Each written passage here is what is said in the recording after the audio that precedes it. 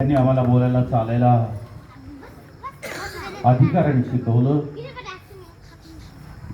संविधानाचे भागविधाते, महात्मा गांधीचे प्राणदाते, विश्वरत्न बुद्धसत्व डॉक्टर बाबासाहेब आंबेडकर ज्यांनी पहिली शाळा काढून ताठ मानेनं शिकायला सांगितलं. महात्मा फुले, सावित्रीबाई फुले आरक्षणाचे पहिले झाडं, कोल्हापूरचे समतापूर राजाचे शाहू महाराज 1.5 दिवस शाळेत गेले असताना सुद्धा 7 समुद्रापार ज्यांनी त्याचं साहित्य नेलं असे अण्णाभाऊ साठे,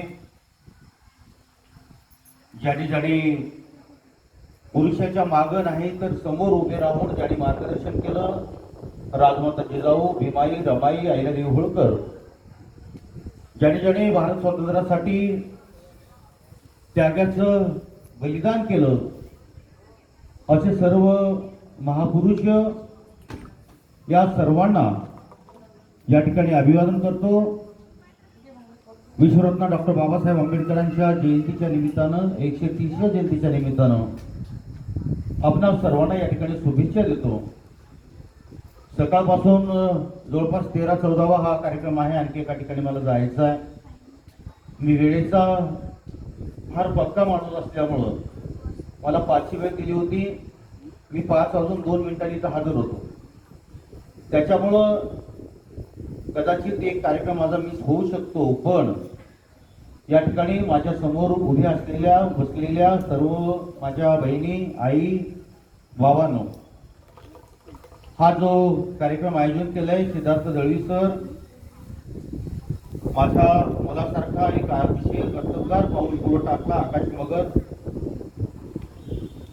माझा विद्यार्थी केशव भोकरे,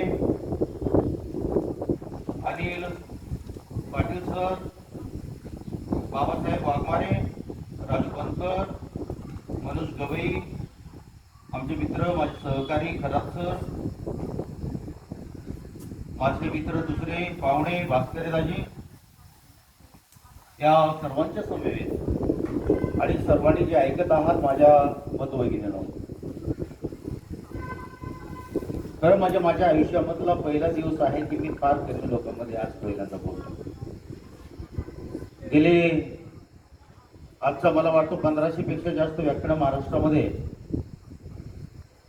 रात्र दिवस केलेली आहेत, करणार आहोत. अखेरच्या श्वासापर्यंत विचार करण्याचं काम आम्ही करतो आहोत, करणार आहोत आणि पुढेही करू. लोक किती आहेत ते महत्वाचे नाही आहेत, विचाराचे किती आहेत ते महत्वाचे आहेत. बाबासाहेब म्हणाले होते, माझ्या मताचे जर 5 लोक असते, है ना. आमच्या फार मोठा गायक म्हणाला होता, भीमा तुझ्या मताचे 5 लोक असते, दलवांच्या त्यांचे नारेच टोक असते. आपण 5च लोक आहोत असं गृहीत धरूया. कारण मी डोके मोजणारा माणूस नाहीये, मी विचार मोजणारा माणूस आहे. असेही माणसं स्वस्त झाली तरी माणुसकी मात्र महाग झाली आहे. आणि माणुसकीला कवटाळणारा माणूस मी आहे. त्यामुळे किती लोक आहेत, कोण काय करतं त्याच्यापेक्षा आपण काय करतोय ही भूमिका महत्वाची आहे.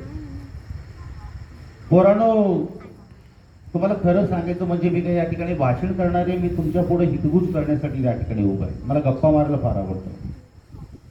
भाषण करणारी वक्ते, व्याख्याते काय करतात मला आणखीन कळलं नाही, पण मी काही भाषण देणार नाही. मी तुमच्याशी गप्पा मारण्यासाठी या ठिकाणी आलो. कारण आपल्याला 2 माणसं, एका माणसाने जर 2 माणसं उभी केली तर ती सर्वात मोठी कमाई या आयुष्याची आहे. आपण सर्व शेतकऱ्यांची मुलं आहोत, कामगारांची मुलं आहोत, कष्टकऱ्यांची मुलं आहोत. काय होतं आपल्याकडं आपल्याला माहीत आहे. बाबासाहेब हे केले, बाबासाहेब केले, ते केले, छत्रपती शिवराय हे केले, छत्रपती शिवराय ते केले, महात्मा फुलेंनी केलं, राजर्षी शाहू महाराजांनी केलं. अरे त्यांनी तर केलंच ना, आपण काय करणार आहोत? आपण काय केलं पाहिजे? जोपर्यंत ही मशाल आपल्या उरातून जेव्हापर्यंत बाहेर निघणार नाही तोपर्यंत खऱ्या अर्थाने बाबासाहेबांची जयंती साजरी करून काही फायदा होणार नाही. ही क्रांती आपण स्वतः सुरू केली पाहिजे. आज 450 किलोमीटरहून एक शेतकऱ्याचा, एक कष्टकऱ्याचा, एक हमालाचा पोरगा या ठिकाणी उभा आहे तुमच्या समोर. एक चड्डी, एक बनियान, एक 45-80 रुपयाचं शर्ट, एक 50 रुपयाची पॅन्ट घेऊन आलेला बीजी गायकवाड आहे. आणि आताही तसाच आहे. पण बीजी गायकवाडने 4 शाळा सुरू केल्या, 200 पोरं दत्तक घेतले शिकण्यासाठी. आताही या जयंतीमध्ये 50 पोरं मला दत्तक घ्यायची आहे. कारण माझी तिथं दिवाळी होणार आहे. जी दिवाळी मानतात ना मानते तो वागलेला. 14 एप्रिल मला रोज साजरी करायची आहे.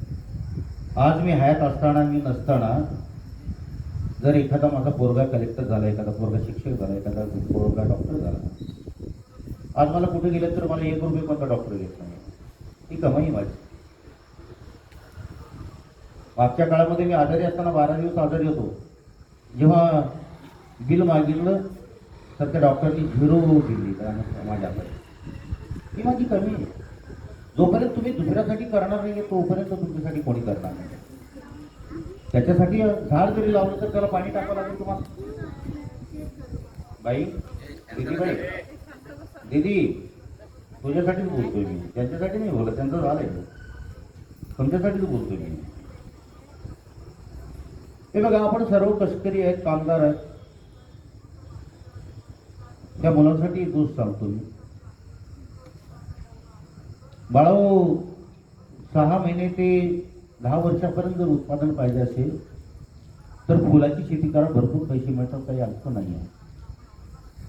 पण 10 वर्षापासून तर 50-100 वर्षापर्यंत उत्पादन पाहिजे असेल, पैसे पाहिजे असतील तर तुम्ही फळाची शेती करा, भरपूर पैसे मिळतात, काही अडचण नाही. पण 100 वर्षापासून तुम्ही हयात असताना आणि नसताना जर उत्पादन पाहिजे असेल तर तुम्हाला माणसंच पेरावं लागणार. आणि माणसं पेरल्याशिवाय पर्याय नाही. जोपर्यंत तुम्ही माणसं पेरणार नाही आहे, त्याच्याही पुढे सांगतो, माणसं पेरा, तोही जाईल. पण जोपर्यंत तुम्ही विचार पेरणार नाहीये तोपर्यंत खऱ्या अर्थाने तुमच्या डोक्यामधलचा विचार बाहेर निघणार नाहीये. आणि विचार हे कधीच मरू शकत नाहीये.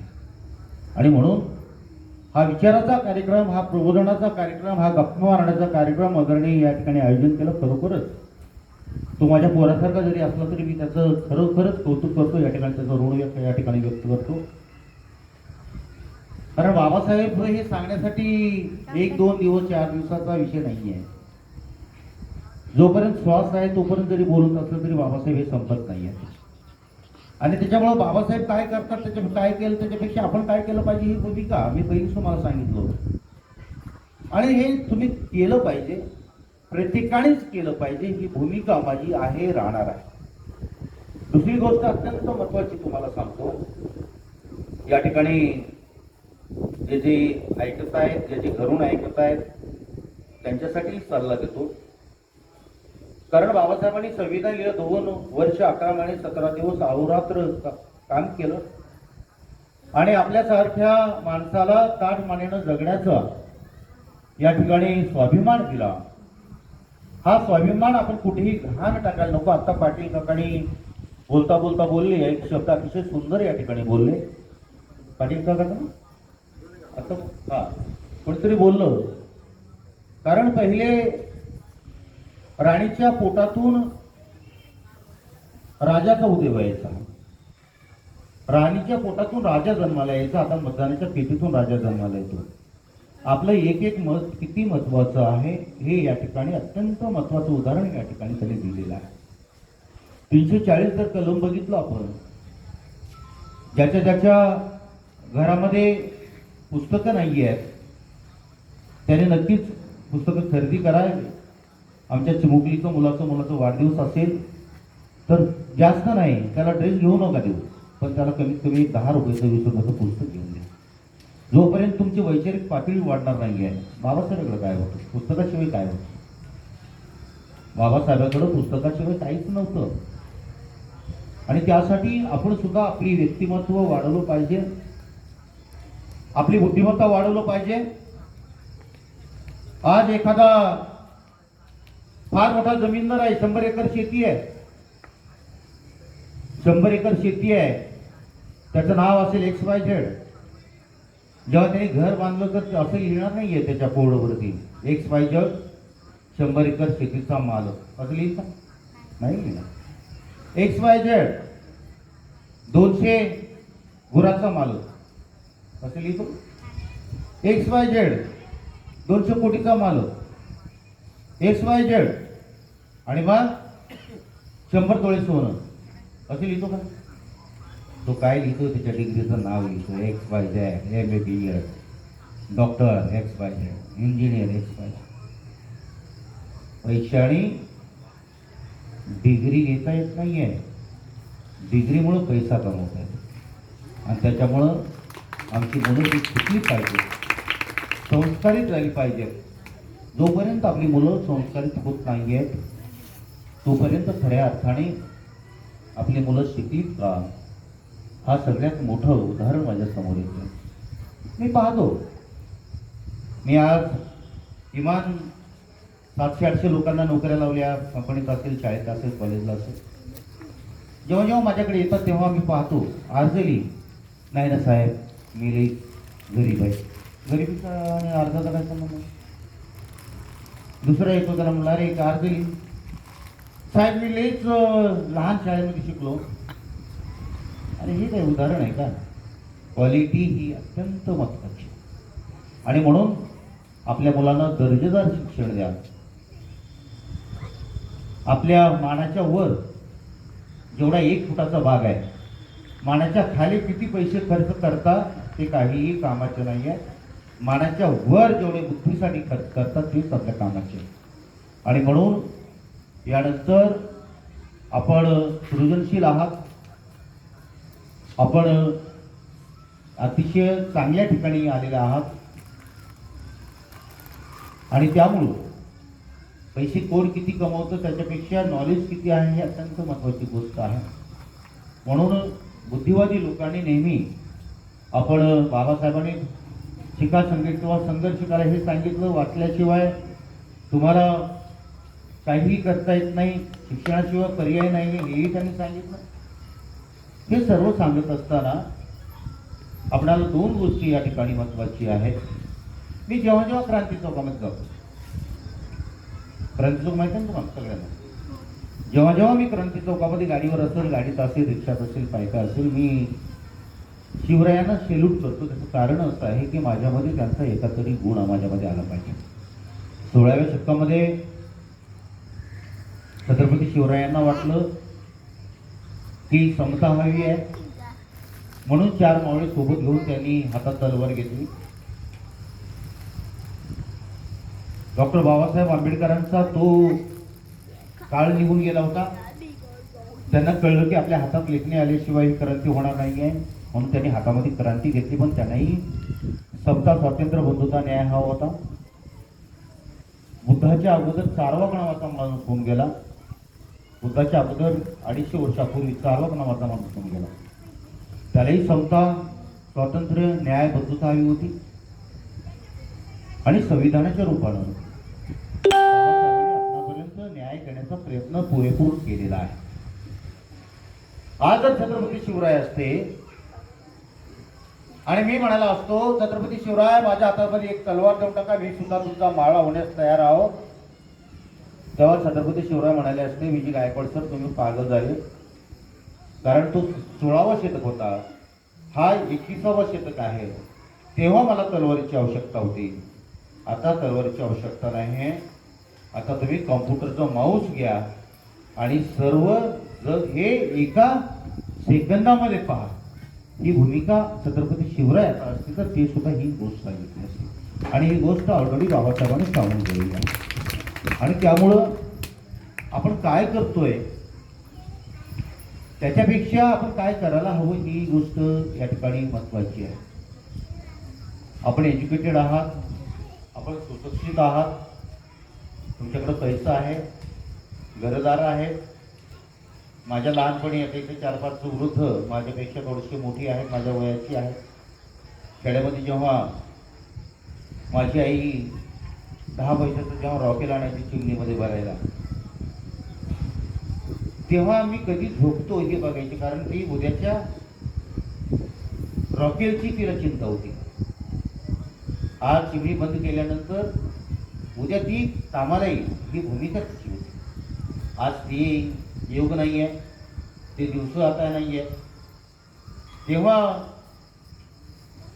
बाजारामध्ये माझी बरीचशी पुस्तकं आहेत, कोणाला वाचायचं असेल तर वाचा, काही अडचण नाही आहे. यूट्यूबला माझे यूट्यूबवर सर्व भाषणं माझी आहेत, ते ऐका वेळही अभावी मला एका ठिकाणी जायचं आहे. अखेरची एक 2 मिनिटाची कविता या ठिकाणी मी तुमच्यासमोर सादर करतो आईवरची.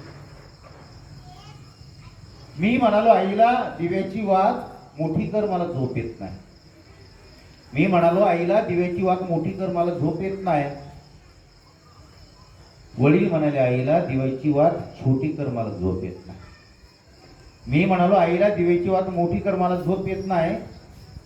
वडील म्हणाले आईला दिव्याची वात छोटी कर, मला झोप येत नाही. आई मात्र दिव्याची वात छोटी मोठी छोटी मोठी करण्यात संपूर्ण आयुष्य घातलं. आणि जसं दिवा जळत राहावं तसं माझी आई जळत राहील. आणि हीच भूमिका आपल्या सर्वांची आहे, ही शोकांतिका या ठिकाणी आहे. आज किती जरी आपण मोठे झालो तरी सुद्धा आई वडील बाबासाहेबांच्या पेक्षा या जगामध्ये कोणताच माणूस मोठा नाही आहे. आणि म्हणून माझी सर्वांना विनंती आहे, मुलांना चांगल्यात चांगलं शिक्षण द्या. बालवाडीपासून तर MBBS पर्यंत कुठेही गरज पडली असेल तर BG गायकवाड सरांना एक कॉल करा. तेवढं सामर्थ्य माझ्यामध्ये आहे. ॲडमिशन देण्याचं काम धक्के देऊन आपण करून घेऊ, त्याची कसल्याही प्रकारची कमान बाळगता. यशस्वी विद्यालय म्हणून सिडको वाळूज महानगरामध्ये आहे. 50 मुले यावर्षी मला दत्तक घ्यायचे आहेत. रांजणगावपासून तर जोगेश्वरीपर्यंत जी मुलं आहेत ती माझ्या शाळेत येतात.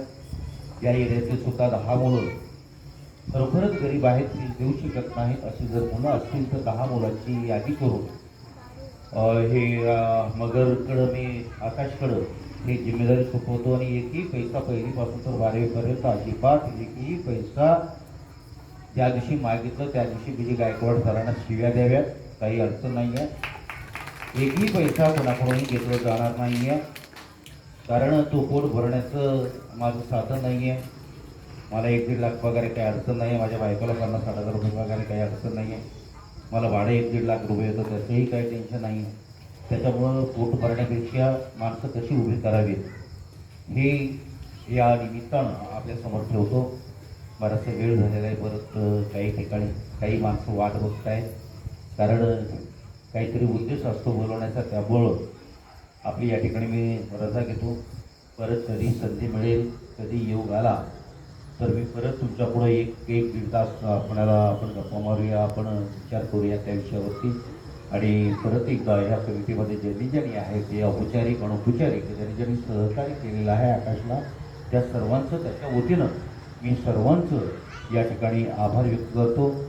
आणि मला 15-20 मिनिटापासून आपण सहन केला तर त्याबद्दल तुमचेही ऋण व्यक्त करतो. मी थांबतो. जय भीम, जय बुद्ध, जय जिजाऊ, जय शिवराय, जय क्रांती, जय ज्योती, जय भीम.